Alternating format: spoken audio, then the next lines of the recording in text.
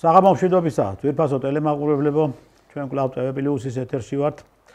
ახლოვდება 29 დეკემბერი. 29 დეკემბერს სალომე ზურაბიშვილს ეწურება ვადა. ის უკვე აღარ იქნება საქართველოს პრეზიდენტი.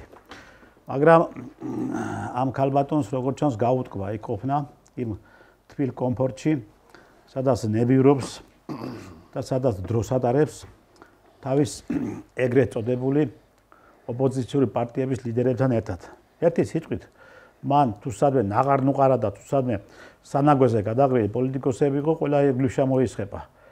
და მათი ესე იგი რომ იტყვი, ახლა იმედით არის ეს ქალბატონი და უნდა რომ გამაგრდეს საპრეზიდენტო რეზიდენციაში და შესაბამისად იქიდან დაიწყოს უკვე დირექტივების გაცემა. მაგრამ როგორც ჩანს, ამ ბოლო დროს მოვლენებმა ისე სწრაფად დაიწყო განვითარება, რომ რაღაც სალომე ზურაბიშვილი ისეთი რადიკალური აღარ არის და ისე დაჯინებით და ისეთი მოთხოვნა მას აღარ აქვს, რომ მან ესე იგი იქ დაიწყოს გამაგრება საპრეზიდენტო რეზიდენციაში, რადგან უკვე ამ ქალმა შეხედა სიტუაციას და ასეც არის, რომ მისი ეს ნაბიჯები სისხლის სამართლის დანაშაული არის და მე მგონი 3-დან 7 წლამდე არის თუ არ ვთქვი კოდექსში ასეა ნაჩვენები. და ამიტომ ხედავს ის იმას, რომ ის მართლაც დანაშაულ ჩადის სამ დანაშაულის ჩადენის საფუძველზე მას პასუხი მოეთხოვება. და ამან გამოიწვია სწორედ ოპოზიციურ პარტიებში რაღაც გარკვეული ახლა მithქვა-მოთქვევი და ქალბატონო ბესელიემაც კი რაღაც უკმაყოფილო განცხადება გააკეთა სალომე ზურაბიშვილთან მიმართებაში. ნახოთ როგორ განვითარდება მოვლენები, მაგრამ მე ვფიქრობ, რომ სალომე ზურაბიშვილი 29-ში დატოვეს იმ საპრეზიდენტო კომფორტს, რომელიც მას 6 წლის განმავლობაში ჰქონდა და 6 წელი ის ქალი ნებივრობდა. ნებივრობის მეტი მას არაფერი არ გაუკეთებია მან.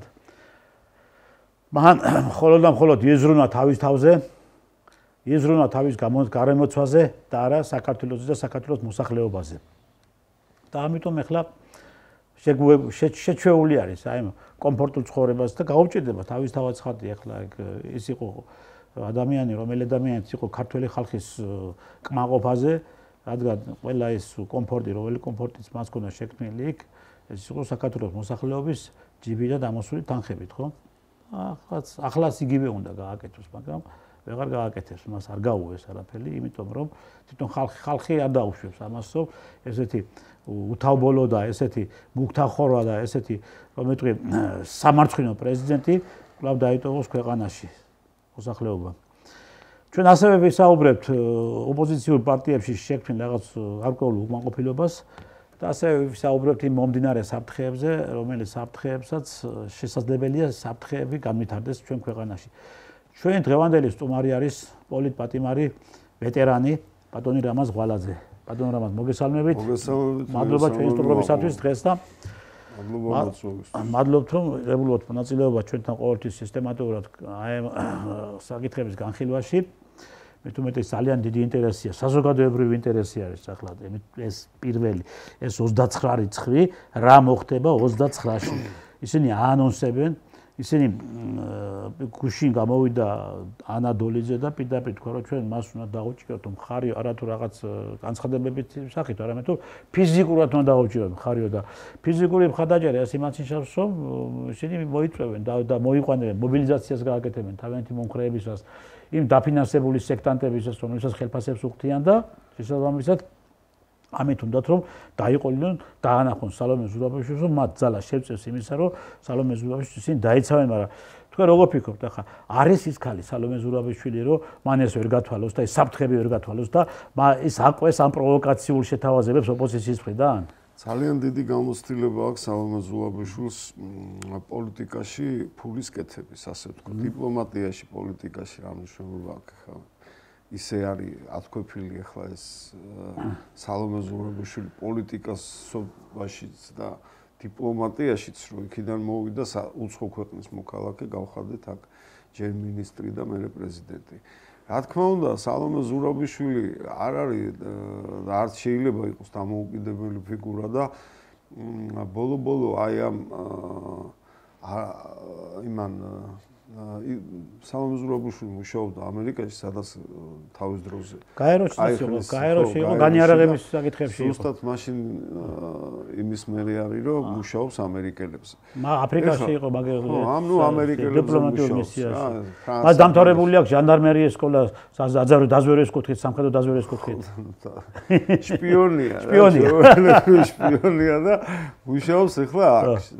ფრანგი ახლა პენსიონერია უკვე, საფრანგეთში პენსია ეკუთვნის და ჩამოიყვანა ჯერ სააკაშვილმა იქ უნდა რაღაცა იქ მაშინდელი პრეზიდენტთან რაღაცების დაალაგება და დაალაგდა ამან სალომე ზურაბიშვილმა იქ რაღაცები ჩაუწყო და მე უკვე აღარ ჭირდებოდა სალომე და მოიქნია ასე ვთქვათ რა მაგრამ ეს აღარ წავიდა აქედან იმიტომ რომ ამერიკელებმა ჩატოვეს და ერთ მით უმეტეს იმ რეჟიმის, ნაცრეჟიმის დროს, როდესაც პრობლემა არ ქონდათ, რომ დაეპატიმრებინოთ, ამას ხელი არ ახლეს. ანუ რაღაცა ვითომ ოპოზიციონერი, რაღაცა იქ იპოდრომზე დაიბარა ხალხი, ხალხიც მივიდა, აი რაღაცა ჩიკორტული, ქართულით თუ რაღაცით რაღაცა მოუწოდა, იქ ბურჯანაძე მიეწეპა, იქ ვიღაცები, მაშინდელი ოპოზიცია, რომ აიქნება გაგვიჭერა სამან იქით, მაგრამ არავის არ დაერტო, ნუ ასე ვთქვათ, ოპოზიციაში სალომე ზურაბიშვილი თვითონ ცალკე რაღაცებს ხაკუნობდა და პარტიას კი შექმნა მაგათ თავის ძროზე. ხო, იქიდან იღებდა ნუ რაღაც დაფინანსებას და ფულებს. ეხლა ესენიც გაწეცა სხვათა შორის აქაური ოპოზიციონერი ბურჯანაძე ეგ ხმები არის აღებული ისა რომ ხმები კი არა ნუ ინფორმაციები არის იცით ხო რომ გაწეცა ხაზარაძე მიცა და კეზერაშვილი დიდი ფული ეხლა მაშინაც გაწეცა ეხლა ნუ ეხლა რომ ხაზარაძეს და იმას რომ ამოვარტყავდა ფულს ეხლა მაღაზია რა თუნდა ლაპარაკი მარტო ხაზარაძეს სალაროს აპარატი ამოუტყა. კი, ბიზინა ივანიშვილი ყავს, აი მაგარი გაწეცილი რა, იმიტომ რომ ბიზინა ივანიშვილმა ეს რაღაცა ორდენი რო ჩამოიკიდა იმის საპატიო ლეგიონის ორდენი საფრანგეთის, ახლა ყველა ვიცით რომ სალომე დაეხმარა მაგას. სალომე დაეხმარა კი არა, სალომეს ეგ ხო თან თვითონაც დაიკიდა მე მგონი სალომე ეგეთი. ხო რაღაც კი ეგეთი არა. ორი კაცი ყავს. მოხალხეობაც საერთაშორის სალომეს მეშვეობით იმასა მიიღო ბიზნესში. ხო და ნუ გასაგებიც არის რა, რომ უფულოთ რო არ გააკეთებდა სალომეს ნაბისად გავს უფულოს და მაგრად უყარს ფული. ხო, ხო და ნუ აქ არის მოკლედ რო ვთქვათ სალომე ზურაბიშვილი არის ფიგურა რომელიც არის აქ რაღაცა აი როგორც ჯოზეფ ბორელმა თქვა რა აქ ჩვენ ისავართო და იქ დანარჩენი ჯუნგლები არისო ჯუნგლებშია ჩამოსული ფულის გასაკეთებლად და ნუ ჩვენ გვიყურებს როგორც ასე ვთქვათ გოიმების ფარას და ნუ თუ ვინმეს წველა შეუძლია წველის არანაირი სამშობლოს განცდა არც მამამის არ ქონია და არც პაპამის კიდე რა ეს ხო ხვდებით რომ არის ფეიკი და რეკლამა არის გულისთვისაც ბოლო-ბოლო მე აქ აგვარჩევინეს ეს სალომე ზურაბიშვილი და იმდენად ურეიტინგო კანდიდატი იყო რომ კინაღამი ნაციონალმა მოუგო რა მეორე ტური ჩატარდა მეორე ტური კინაღამია უგებდა იმედად განულებული პოლიტიკოსი იყო რა ხო და ბიზინა ივანიშვილი გამოვიდა და რამის იტირა რომ ეს ავირჩიოთ თორე დავიღუპებითო ბიზინა მეამირჩიეთო ბიზინა გამოვიდა მეამირჩიეთო ხო და კობახიძეს და იმას რა ქვია მთელ ლიდერშიპს ასე ვთქვათ იმის ქართული ოცნების თავისი პლაკატები ეკიდათ იმაში ქალაქში რომ მე ვარ სალომე რა და მე ამირჩიეთო იმას ყველა რეგიონში, ყველა ქალაქში და ყველა გუბერნიაში ისეთი ავტორიტეტიანი ადამიანები სურათები ეკიდა რომ აი ეს საერთოდ მე ვარ სალომე. მე ვარ სალომე რა. ხო და ნუ ბოლო-ბოლო როგორც იქნა შეტენეს რა ეს სალომე და 6 წელია მავნებლობს. 6 წელია დადის აქეთ იქით და აკეთებს ფულს. ეხლა რომ შეხედა ამ ფარაში, გოიმების ფარაში ოპოზიციას რომ ვერ წევს რაღაცას ადგა და იწანწალა წავიდა წამოვიდა მე ვიქნები რა მე ვიქნები და აი ამ წანწალში უცბად იქაც ამერიკელებმაც და ნუ ამერიკელები წყვეტენ დღეს დასავლურ პოლიტიკას ევროპაში არავინ არაფერს არ წყვეტს გასაგებიც არა შორცი რო დაიწყებს და მაკრონი ლაპარაკს ნუ დამთავრებული ეგ საქმე ევროპა თავის მოქალაქეებმა არ მიცეს ორივე პრობლემები აქვს თავის ქვეყნებში სერიოზული თან. და ცეცხლი და მახვილით არიან ეს მაკრონი ჩვენ გველაპარაკება მიტინგი როგორ დაჟალეთო რო ნახო როგორ შლიან საფრანგეთში მიტინგებს შეიძლება გული გაგისკრეს კლავენ ცეცხლი და მახვილით არის გაჩერებული აქამდე ეხლა ამის ამის მერე ყველაფრის მერე რო შეხედა რომ ეს ოპოზიცია ვერწევს ნუ იწაწელა აიღო ეს თავის თავზე ნუ ვიღაცებმა უთხრეს ამგესაც და ამ ოპოზიციასაც და ეს არის თქვენი ნაჩალნიკი იქნება ეს ეხლა ეს მოირგო ამან უცბად ეს სიტუაცია ხელმეორე გოიმების პარადს კიდე გამოართვა ფული ამ ხაზარაძე მაზარაძეებს კეზერაშვილს ნუ იმგესაც რაც იცის რა მაგარია ხო და ამოვარტყა რაღაცა ფულები რომ წავიდა წამოვიდა რაღაცები იქ იცუნცულა და ეხლა უცებ შეხედა სიტუაციას და შეიძლება მართლა დაიჭირონ ან თუ არ დაიჭირონ ამ ჯუნგლებში შეიძლება გააგორონ კიდე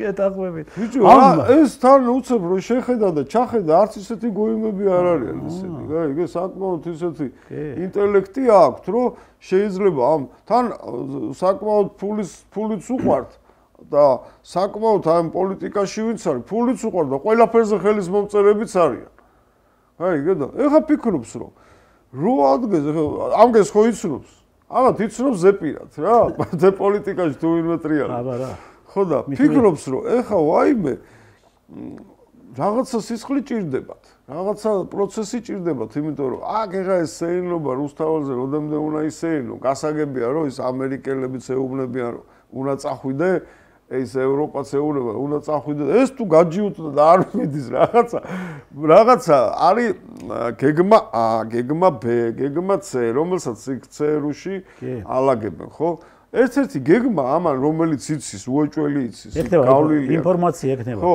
რომ არის რომ აი როგორც ვისიმს ვერავი არის რომ მას ინფორმაცია აქვს როგორც იცოდნენ როგორც რუსთავი ორის დროს სააკაშვილის და გვარამიას ტელეფონის ჩანაწერი ჩვენ რო გვაჩვენეს და მაგაზე კი არ არის გასამართლებული არც ერთი პირდაპირ მოუწოდა რომ ვისკენითო კაც ვიღაცა მოკალითო რა პატარა ბავშვი ან ფეხძიმე ქალიო ან რაღაც ესე იგი გამკეთებლები არიან ამის ვაი და ეს გააგორონ ახლა ამდენი ფული იშოვა და აღა ზუდა სიბერეში პენსიონერია იქიდან ხო გამოაგდეს პენსიაშია იქ ეხლა აქ რაღაცები გააკეთა და აქაც ახლა უნდა რომ სიბერეში წავიდეს სადმე იყიდოს პატარა კუნძულიკო და თავის ფულს გამოუშვებს თავის თავს დაახატავს ზედ და ვიღაც მართლა ჯუნგლებში იცხოვრებს მეფეც ეგ იქნება და ბელადიც და პრეზიდენტიც და ეს არ აწყობს სიცოცხლე დაკარგოს გაიგე ეხლა უკვე შეარბილა რაღაცები ეხლა იქალაგებს რომ ვაიმე მე არ გამაგორო რამქერმა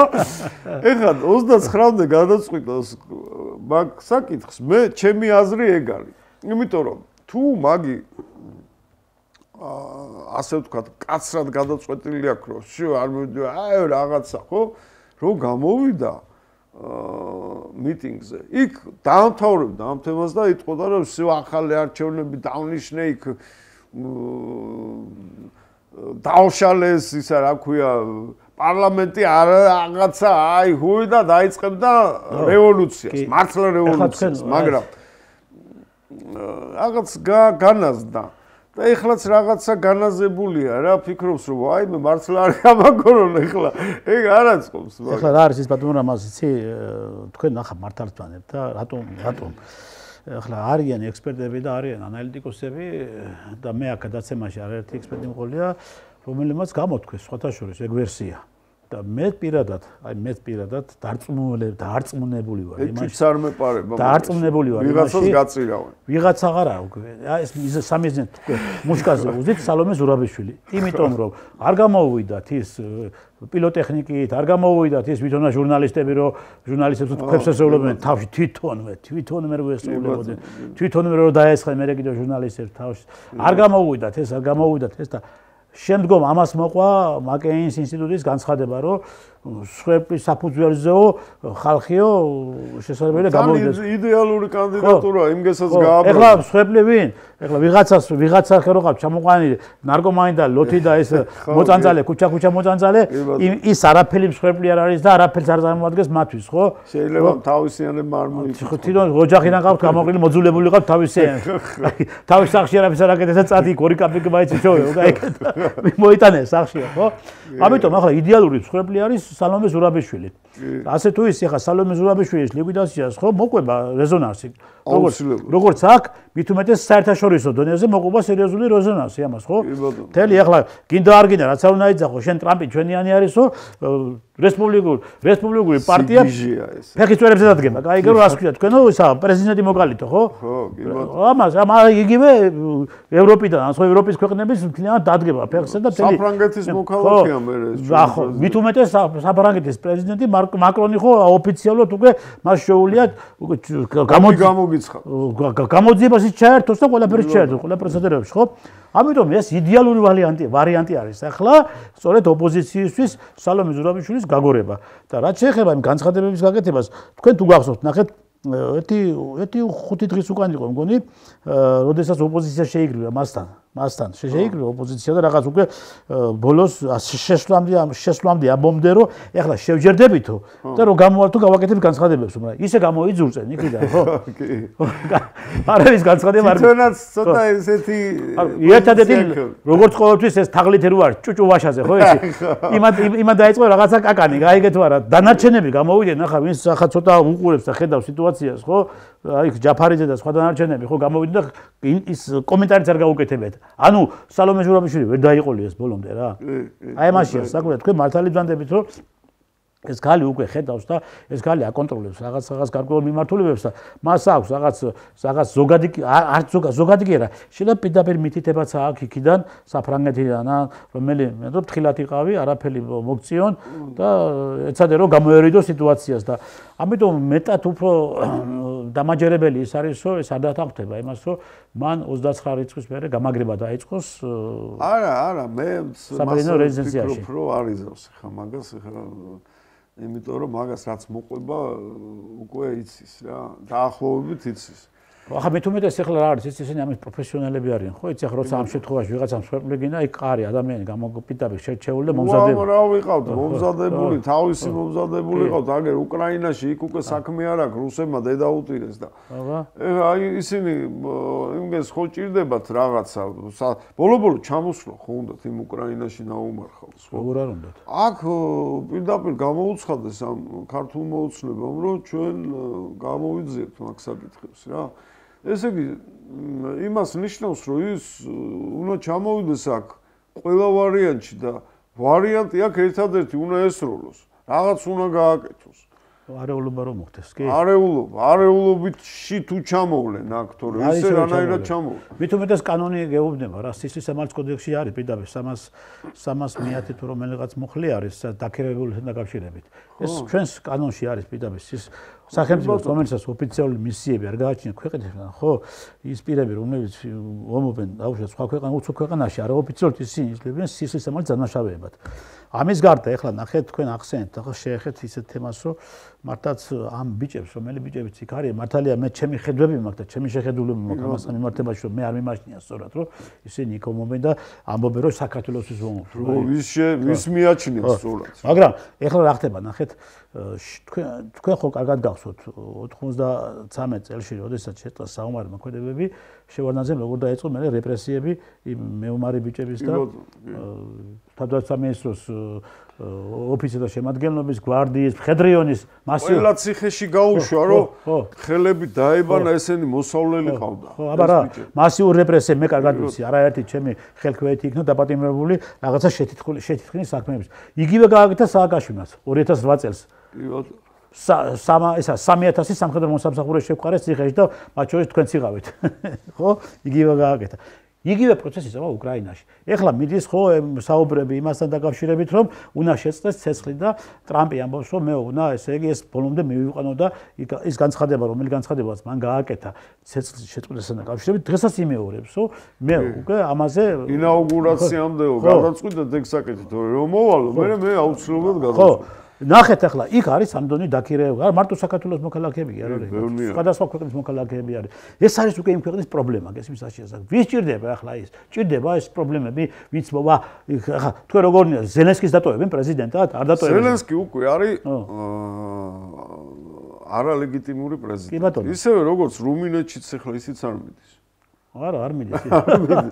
ეხლა ესეც ამან რო დაიწყო ხლა აქ ჩვენ ეხლა ესეთი თემა გვაქვს რომ ჩვენ მარტივად შეგვიძლია გავაგოროთ ეს და ამიტომ ეს უფრო ჭკვიანია და ეს თავს არ შეაკლავს. არა. ზელენსკის უბრალოდ სხვა გამოსავალი არ აქვს. აი არ დაუტოვეს ესე ვთქვათ აი პატარა ნაბიჯი უკან დასახევი რომ როგორმე გამოწვრეს. იმიტომ რომ მოლაპარაკებაზეც რუსები ამ ზელენსკის არ დაისვენ. იმიტომ რომ პირდაპირ გამოაცხადეს, რომ არ განაცხადეს, არა. უკრაინის გარეშეო. ხო, ეს უკვე ის არისო, კაცო, არალეგიტიმური და ამას რატომ უნდა ველაპარაკო? ხო, მართალიც არის. მართალიც არის. ასე რომ იმას გამოსავალიც არ აქვს სხვა. და იგივე პრობლემებში ვარდება სალომე ზურაბაშვილიც, ხო? ჩაიგდებს თავს. იგივე პრობლემებში ჩაიგდებს თავს, ხო? ის არალეგიტიმური პრეზიდენტი არის. უკვე იმას გინდა არ გინდა შენ როგორც არ უნდა უძახო პარლამენტს, ხო?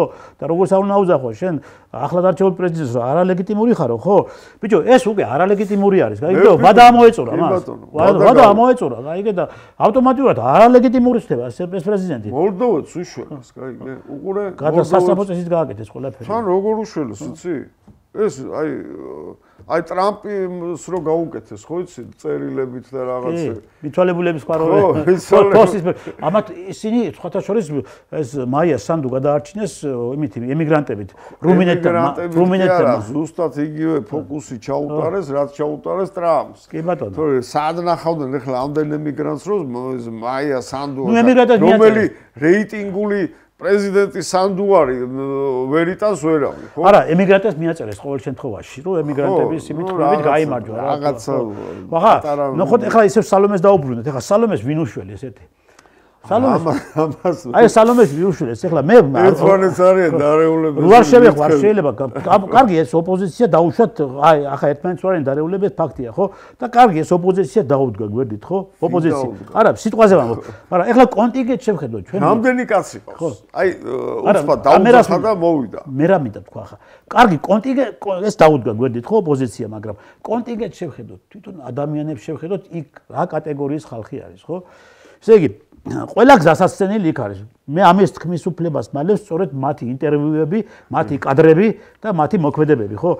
თუ ვინმეს სახლიდან გამოაგდეს, ყველა იქ მიდის ღამის გასათებად. ყველა იქ მიდის ღამის გასათებად. ნარკომანი. ხო, თუ ვინმეს სუფაზე საკეიფო დაჭდა, მე პარხმელეს გამოსვენო და ყველა აქ ჩამოვიდა, გაიგე და აქ გამოვიდნენ პარხმელიაზე. ხო და თუ ვინმე კიდევ აი ბორდერიდან და იმით და გამოქცეულები არიან, ხო, ყველა აქ არიან და მე ნახეთ ახლა უბრალოდ შეიძლება ბევრი არ იმაშობა უყურებს იქ შექმნილ სიტუაციას, მაგრამ ნახეთ კადრებს მაინც შეხედეთ, ხო, ახლა აჩვენოთ კადრები, რა კატეგორიის ხალხი ყავს დღეს შემოსხებილი სალომე ზურაბაშვილის და რა კატეგორიის ხალხი თუნდა მან გაიმაგროს პოზიციები და შესაბამისად მოიყვანოს მე ეს ადამიანები მთავრობაში. ნახეთ ბატონო და გთხოვთ გაუშვათ ეს კადრები.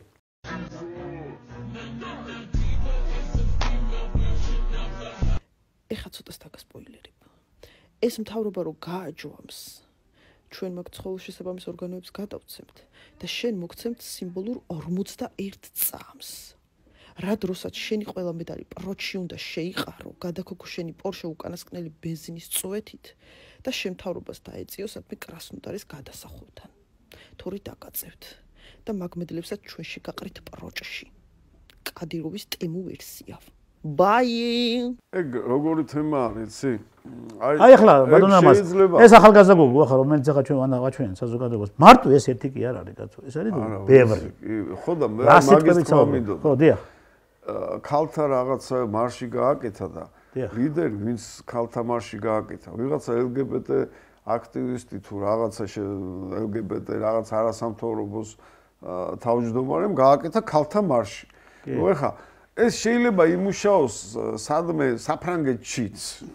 მაგრამ საქართველოში ხა ცოტა სასაცილოა რა, ამას ყველას ვიცნობთ, ერთმანეთს ვიცნობთ რა.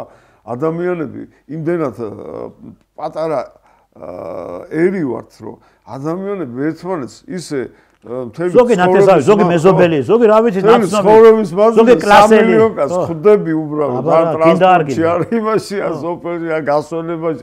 ხოდა ყველას ვიცნობთ რა და ეხლა ამ კატეგორიით და ამ ურეიტინგო კი არა, ნუ რა ვიცი ხა სასაცილო პოლიტიკოსებით ასე ვთქვათ რა, ესენი პოლიტიკოსებზე არ არის გირჩი ჯაფარიძეს, ნუ რა ვიცი. ხო ნუ აი სამარცხვინო ტიპები რა. არა, ნახეთ ახლა მე რა მიკვირს, იცი? გასაგებია, ნუ პროტესტი, ხო, მაგრამ ადამიანს შენ მაშინ გაქვს პროტესტისა პრეტენზიის უფლება, როცა შენ იმაზე უკეთესი ხარ, ხო? როცა შენ იმაზე მეტი ავტორიტეტი გაქვს, აიგე? როცა შენ იმაზე მეტი გაქვს გაკეთებული ქვეყნისათვის, ხალხისათვის, ხო? მაშინ შენ შეგიძლია დაუყენო პრეტენზია, გაიგე, იმას რომ შენ მომისმინი აქეთ რომ მოაჯექი ამ ქვეყანას, გაიგე და ჩვენ ნაწვალებზე, ჩვენ ნაშრომზე, ჩვენ ახლა გვაქვს პროტესტის უფლება, გვაქვს, გესმის, იმიტომ რომ მთელი ჩვენი ცხოვრება, გაიგე, სულ ომებში ვართ და ბრძოლებში ვართ, გაიგე, სულ მთელი ჩვენი ცხოვრება და ბიჭო, ჩვენ არ ვიღებთ ხმას ხშირ შემთხვევაში და თუ ამოვიღებთ ხმას, ისიც ვიღებთ ხმას იმისათვის, რომ ეს გათახსირებული და ეს ლიბერალური და ეს რაღაც გარყვნილობის იდეოლოგია მოგვაწილონ ამ ქვეყნიდან, ხო და ჩვენ არასოდეს დაგვიწუწუნებია იმას, რომ ფული მომეცი და მშია და პური მაჭამეო, ხო? ერთადერთი თუ ჩვენ რამეს ვიტყვით და ვამბობთ და ამოვიღებთ ხმას, იმიტომ რომ ეხება უკვე ჩვენ ქვეყანას ეხება ჩვენს ღირსებას, ჩვენ კაცობას და ჩვენ შვილებს და შვილიშვილებს, ხო? ჩვენ გვაქვს ამის თქმის უფლება და ესენი ვინ არიან ერთი გამაგებინეს, საიდან გამოჩნდნენ, სად გამოიჩეკენ ან რა გააკეთა ხელისუფლება, მე ხელისუფლებასა რატომ აქვს პრეტენზიები, იცი? რომ მიუშვა ეს სკოლები და განათლების ამის სისტემა ასე თავდაყირა რომ დააყენა და სოროს ჩაუგდო ხელში და დღეს მივიღეთ, რა მივიღეთ იქიდან, გარყვნილობა მივიღეთ იქიდან, ხო? ამაში პასუხი ხო უნდა აგოს ამაზე ხელისუფლებამ. ეხლა მე ვფიქრობ ეს. ამ ბავშვების გაუბედურებისათვის. კი ბატონო, 12 წელი რამოდენიმე თაობა გაზარდა. ჩემი შვილები გაიზარდნენ და მე ეხლა შემიძლია გითხრა რომ ისე ამთავრებენ სკოლას, რომ ჯერეთი ნაძალადევში საერთოდ სკოლები დაანგრიეს, სკოლა შენობა არ არის. შენობა არ არის რა. და ისე დაამთავრე სკოლა, რომ მე-6 კლასიდან სკოლა თავისი საკუთარი სკოლა არ უნახიათ, სადღაცას დაყავდათ ავტობუსით. ეხლა აღზრდაზე აღარ არის აქ ლაპარაკი, მომავალ თაობაზე აღარ არის ლაპარაკი, იმიტომ რომ პირდაპირ ილიაუნის ლექტორები თვითონ და რექტორი, პროლექტორები სულ ყველა მოუწოდებს თავის სტუდენტებს, რომ ქუჩაში გამოვიდეს. მეტი რა უნდა გააკეთოს და თუ არ გამოხვალ შეიძლება არ დაგიწეროს ეს ნიშანი და თუ გამოხვალ ჩათვლასაც გიწერს და ნიშანსაც ჩვენ ოღონდ წადითო და ეხლა მეტი აი რა საფუძველი გინდა იმისი რომ ესენი ბოლო აი ამ იმას რომ მოუარო და გაყარო რა ვერ გავიგე ხა პირდაპირ მოღალატეების და ქვეყნის საწინააღმდეგოდ გიზრდის მომავალ თაობას რაღაცა დაწესებულება, რომელსაც პირიქით აწერ გადასახადებს და რაღაცა. არა და წლები არსებობს ეს უნივერსიტეტი წლები. მარტო ეგა ხო არ არის კიდე, ამ სააკაშვილის დედის რაღაცა გიულის კავკასიის უნივერსიტეტი. თავისუფალი უნივერსიტეტი თუ რაღაცა ბენდუქიძე. ეს არის რა, იცი? პირდაპირ უნივერსიტეტიც კაცო ჩვეულებრივად ეგეც ეგ არის. ეხა უყურე ეს არის როგორი თემა, იცი რომ ამას ისევე როგორც აშენებულ კორპუსს ვერ დაანგრევ, შუა ქუჩაში რო გვიშენებენ კორპუსს, ხო? იმას ხო ვეღარ დაანგრევ, არა? შეცვალა უკვე იერის შეცვალა ქალაქის. ამასაც ხო აღარ ეშველება წლები უნდა, წლები, რომ 4 წლით არჩეულმა სიტყვაზე ვერ მოასწრა. ხელისუფლებამ მოიყვანა ისეთი გააფუჭერო 40 წელი დამჭირდება რო ეს გამოვასწორო. აიგე? კი. ეს ვერ გავიგე ხა. ესე მიუშვა, ეს ქართული ოცნება 12 წელია, 3ჯერ 4 წლით მოვიდა, 3ჯერ და უკვე იმდენი დააშავა, რომ აგერ ქუჩაში დგას მაგისი დაშავებული. აგერ სახეზე, ფაქტის სახეზე. სახეზე ხედავთ რა.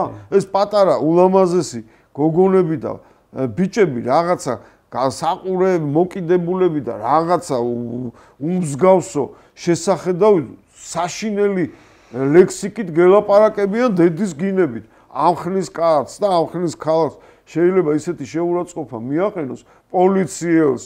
აი, რა ვიცი, აი, მეტი რა უნდა გააფუჭო რა ამ ქვეყანაში. ჯერ ეს ერთი და მეორეც მე ქართულ ოცნებას თქვენ სწორად ვთქვით რა, რომ დატოვეს ვინ? ესენი და თვითონ. შუა გაკრიფეს. შუა არის 80% ის გაკრიფა. ჩახზე თლია. აი, პირველი როგორც კი გამოჩნდა ის ძალა პატარა ბიჭებმა რაღაცა შექმნეს კონსერვატორებმა რა, რომლებიც აჟღერებდნენ ამ 80%-ის სიტყვას ამბობდნენ, პირველი დაეტაკნენ იმას, ყველაფერი გააკეთეს, გაანადგურეს რა, ბოლომდე და გაუყალბეს კიდევაც. ჯერ შეტენეს ამ იმაში, რა ქვია, პატრიოტთა ალიანსში.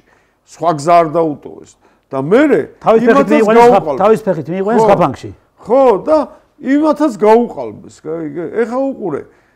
თავი დაიღუპა ამ ქართულმა ოცნებამ. იმიტომ რომ ერთადერთი გადარჩენა, რითიც შეეძლო თავი გადაერჩინა, აი ამ ყველაფერ სიტუაციაში იყო იმათი არ დაბლოკვა, ასე ვთქვა, თორემ მიიღებდნენ იმდენ ხმას, რომ პარლამენტში შევიდოდნენ კიდევაც და ამ გვარამიაზე მეტად შევიდოდნენ. ეხა რომ გაყალბებული რო არჩევნები ფაქტია, იმიტომ რომ გვარამიას ვერავინ ვერ დამაჯერებს. რომ გვარამიამ იმდენი ხმა მიიღო, რომ მეორე ადგილზე გავიდა. რა სისულელეა დავიაროთ ჩვენი სამეზობლო. აი ვინც გინდა და რამდენმა კაცმა აი ჩავიდეთ ეხლა და აი ხალხი ხო მოდის გავაჩეროთ 10 კაცი და გვარამიას რამდენმა კაცმა მიცახა. ეს ხო თვითონ ქართულმა ოცნებამ ქნა რომ აი ეს მსგავსო ტიპები მოეყვანა, იმიტომ რომ ურეიტინგო, აი არა დაკარგული ტიპები რა, გირჩი და ხაზარაძე, თან წარმოგიდგენია მთელი საქართველოს სახლები დააყიდინა და რეებს უშვება. ამაზე დიდი პროცენტი საქართველოში როა, არც ერთ სამყაროში არ არის. აღშობენ ადამიანებს, აღშობენ. ვერ გავიგე ხა, აი ხაზარაძის პარტიას რო არ ექნება რეიტინგი და იმას რა ქვია, გვარამიას ვიღაცა ქათამს, ხო, ფაქტია და მით უმეტეს ამ ნაცებს რა. იმიტომ რომ ეს ნაცები იმდენად მოაძულეს თავი სამყარო ჩვენ ქართველებს, რომ ვერაფერი 12 წელი და აი კომფორტულად გძნობდნენ თავს ამგენთან რა. და იფიქრეს რომ აი ეს რაღაცა კოალიციას გავაკეთებინეთ ამას 4 პარტია ვითომ ბევრნი არიან 4-ნი ერთი და იგივე ნაგავია რა. ვითომ ბევრნი არიან 4 პარტიას შეიყვანენ ის გახარია, მახარია, ვიღაცა გაუგებარი გამძვრალი ტიპი რა, აი გამძვრალი რა. გახარია ყველაზე დახვეწილი ნაძირალა აი ამ ყველასთან შედარებით. ამგეს გადაყლაპავს ჯიბეში ჩაისვავს რა. და აი წარმოიდგინე ესენი სულყელანი შეკრიბეს და თვითონ. და ის ვერ გათვალეს რომ ესენი იმთენად ნაძირალა ხალხი ყველაფერზე წამსვლელი. ყველაფერზე მედია. ხო და იმ ვიღაცა თავისიანებმაც რომლებიც ამგენის ამათიდან შეავსო. თორე დღევანდელი ქართული ოცნება ვინ არიან ერთი გადახედე. ან იგივე არასამთავრობოებიდან მოსული ხალხია, ან იგივე ნაცებიდან. თუ არა და აგერ მივიდეთ სულ ერთია რომელ გამგეობაში, მერიაში, სამინისტროში ვინმე უცხოს თუ ნახავი სხვას, არანაც, ყოფილი ნაცი თუ არა. დავთანხმდები რომ ქართული ოცნება ეს გამოასუფთავეს და მიიღეს ტვირთი კი არა, მიიღეს აი ეს საშინელება, რაც ახლა ქუჩაში ხდება. მაგრამ ეს კიდე არ მორჩება ეს, იმიტომ რომ ეს სისულელე რო ტრამპი მოვა და გვიშველის და ბიზნეს და ალაგებული აქვს. ტრამპ თავისი პრეტენზიები აქვს, აქ რო იცოდეთ თქვენ. ბიჭო, იცი რა არის? თავისი ინტერესები აქვს. მე სულ ფიქრობ, რომ როდესაც აი ეს გამოდიან დღეს ხელისუფლების წარმომადგენლები და ტრამპზე ლაპარაკობენ, ხან ფიქრობ ხოლმე ესე კარგად ჩაუკვირდები, რომ ეს მართლა ესეთი სულელია თუ აი უბრალოდ ეს უნდა ილაპარაკოს რა. ისე ლაპარაკობს ტრამპზე თითქოს იმის ამერიკის პრეზიდენტი კი არ არის. არის იმის აზერბაიჯანის პრეზიდენტიც კი, რომ გამოიცვალოს. ესე უცბად სიტუაციას ვერ შეცვლის. ჯერ ერთი, მეორე ერთი ამერიკას 20 წლით კი არა, 50 წლითაა გაწერილი საგარეო პოლიტიკა რა უნდა. ტრამპი ჯერ არ მოსულა და უკვე გრენლანდიაო და ისა კანადა და იმაზე ლაპარაკობს და ეს ხომ მას არ მოსვია თავში აზრად, ის არის გაწერილი გეგმა. გაწერილი გეგმით მიდის რა, უბრალოდ ეს ამა შეიძლება დააჩქაროს ეგ პროცესი. რა თქმა უნდა. ჯერ არ მოსულა და უკვე ომზე ლაპარაკობს იქ ისრაელზე, იმაზე, ამაზე. რა ტრამპიტო? შენთვის ვისწალია ამერიკას და ტრამპს აქვს თავისი ინტერესი. ყველგან. ვინ ისა რა ქვია, ბიძინა და ვინ ქართული ოცნება და ისა რა ქვია, გვარამია. ბოდიში და ფეხებზე არა კიდია გვარამია და ვაფშე საქართველოს საერთოდ არც მოიაზრებს. ტრამპი კი არა, თურქეთის ლიდერი არ მოიაზრებს საქართველოს რომ სხვა ქვეყანა, თავისუფალი ქვეყანა, თulis რომ ეს არის ხო, თავიანთი ტერიტორია და იქ რაღაცა ეს მოედებიან რაც. მართლა თამაში. თქვენ ახლა ბატონო რამაზ ისიც რა არის, აი თქვენ ახსენეთ ახლა მართლაც ბევრი ვერ ხვდება რა ჩვენ თვითონ შიგნი რა პრობლემების წინაშე ვართ ამ ბავშვებთან მიმართებაში. ამათ თუ გონიათ რომ ახლა ქართული ოცნება ამ 4 წელიწადში ამ სიტუაციას გამოასწორებს, ეს არის ზღაპარი. ეს არის რა იცი? 4 თვეში ვერ გამოასწორებს. 4 თვე ვერ იქნება ქართული ოცნება. არა, მომისმენთ ას გეუბნები თქვენ. ამ ბავშვები დღეს რომ არიან ქუჩაში გამოსული და ამ აზროვნებით რომ არიან და ამ მიმართულებით რომ არიან, ეს არის წლების მანძილზე დამუშავებელი. წლების მანძილზე მე კარგად მახსოვს, როდესაც სოროსი პირველად ჩამოვიდა საქართველოში, ვიცი რა განცხადება გააკეთა. ჩვენო თქვენ კი აღჭირდებით მშობლებიო. თქვენი შვილები გვინდაო.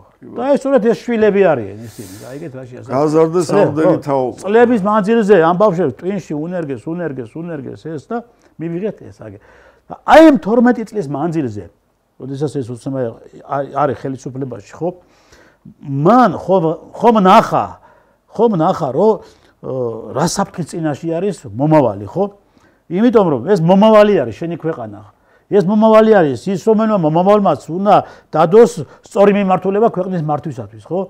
ეს მომავალია და ამ მომავალი შენ მიუშვი.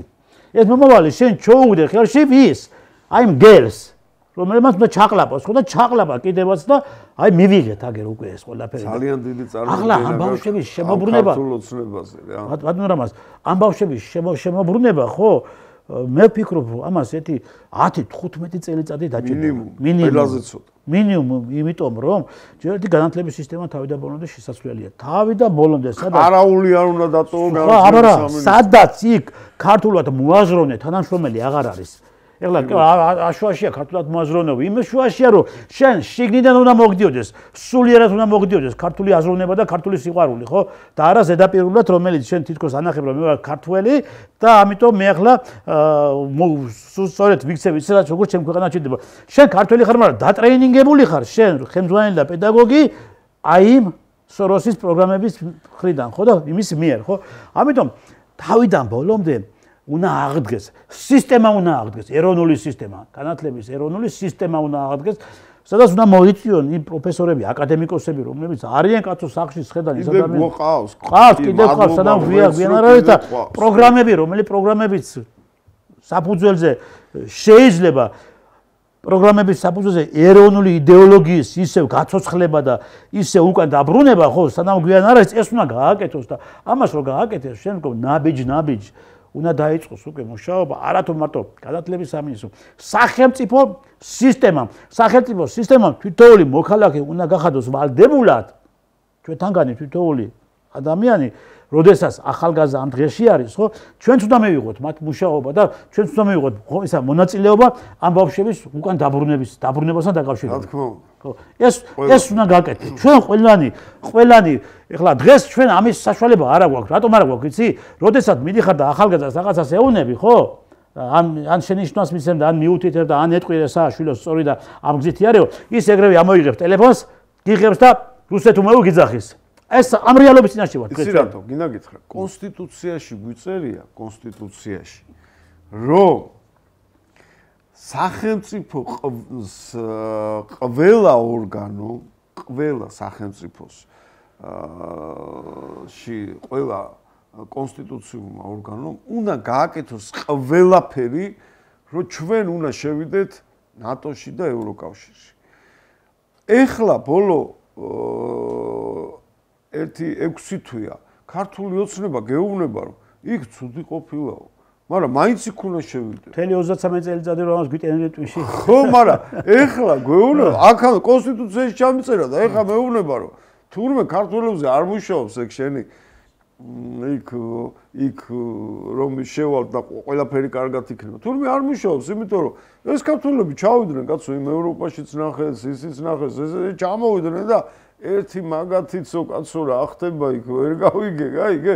ეხლა მიხვდნენ რომ მორალურად და ზნეობრივად ჩვენ ვართ გაცილებით მაღლა.